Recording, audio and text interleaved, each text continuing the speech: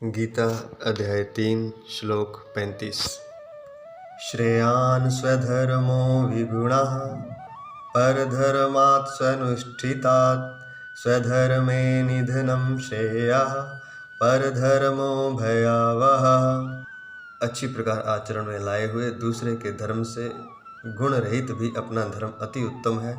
अपने धर्म में तो मरना भी कल्याणकारक है और दूसरे का धर्म भय को देने वाला है। इस श्लोक की एक बार फिर व्याख्या करते हैं, क्योंकि मुख्य बात इसमें अभी आई नहीं, वो रह गई।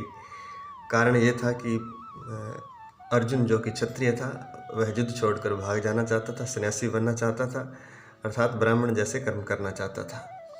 तो उसके लिए भगवान श्री कृष्ण कह रहे हैं कि तुम्हें क्षत्रिय ही रहना है, तुम्हें युद्ध ही लड़ना है, क्योंकि तुम क्षत्रिय हो, तुम्हारा स्वभाव भी क्षत्रिय है। तुमने क्षत्रिय कुल में जन्म भी लिया है और तुम्हारा स्वभाव भी भीतर से क्षत्रिय का ही है। और अपने स्वभाव में मरना भी श्रेष्ठकर है, क्योंकि अपने स्वभाव का पालन करते हुए अगर कोई मृत्यु को भी प्राप्त होता है तो वह परम गति को, मोक्ष को, मुक्ति को प्राप्त होता है। अर्थात क्षत्रिय के लिए युद्ध ही उसकी साधना है। वह युद्ध क्षेत्र से ही मोक्ष को प्राप्त कर सकता है। इसका एक उदाहरण राजा रतन सेन और पद्मावती के सेनापति गोरा और बादल से लेते हैं। राजा रतन सेन को अलाउद्दीन खिलजी ने पकड़ दिल्ली में कैद कर लिया। उसको छुड़ाने के लिए गोरा और बादल गए। बादल राजा रतन सेन को छुड़ा लाया और गोरा वहीं खिलजी की सेना को रोकता रहा। तो भयंकर युद्ध हुआ। सेनापति गोरा वहाँ अकेला था। तो युद्ध में अलाउद्दीन खिलजी के सैनिक ने उनकी गोरा की गर्दन काट दी। गर्दन काटने के बाद भी गोरा युद्ध लड़ता रहा।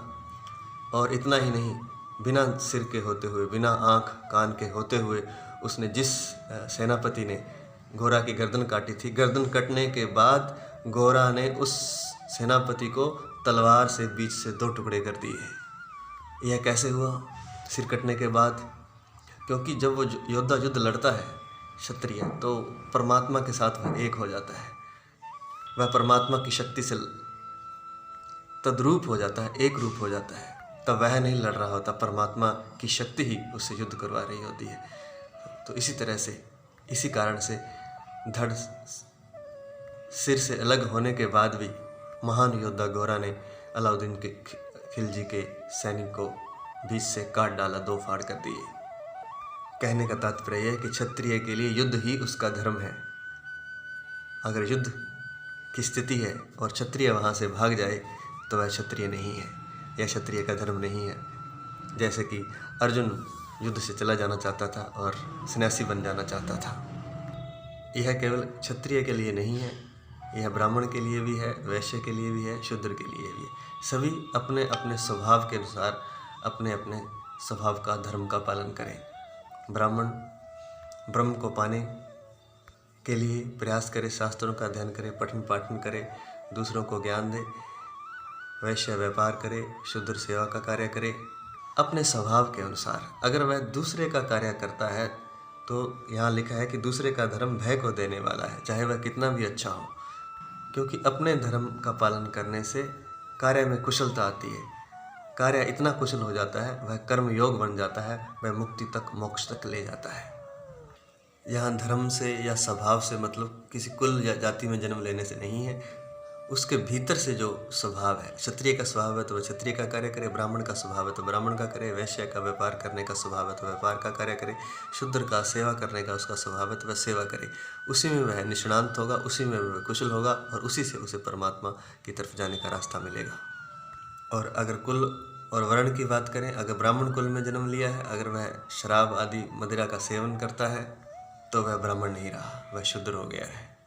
और अगर शूद्र ब्रह्म या ब्रह्म को पाने की प्यास, ब्रह्म को पाने की चेष्टा में लगा है तो वह ब्राह्मण हो गया। तो जो जिसका स्वभाव है वह उसी के अनुसार कार्य करे। स्वभाव तो वैश्य का है, व्यापार करने का है, लेकिन वह चला गया युद्ध में तो वह युद्ध नहीं लड़ पाएगा ठीक ढंग से। इसलिए कहा है, अच्छी प्रकार आचरण में लाए हुए दूसरे के धर्म से गुण रहित भी अपना धर्म अति उत्तम है। अपने धर्म में तो मरना भी कल्याणकारक है और दूसरे का धर्म भय को देने वाला है। श्रेयान् स्वधर्मो विगुणः परधर्मात् स्वनुष्ठितात् स्वधर्मे निधनं श्रेयः परधर्मो भयावहः। जय श्री कृष्ण।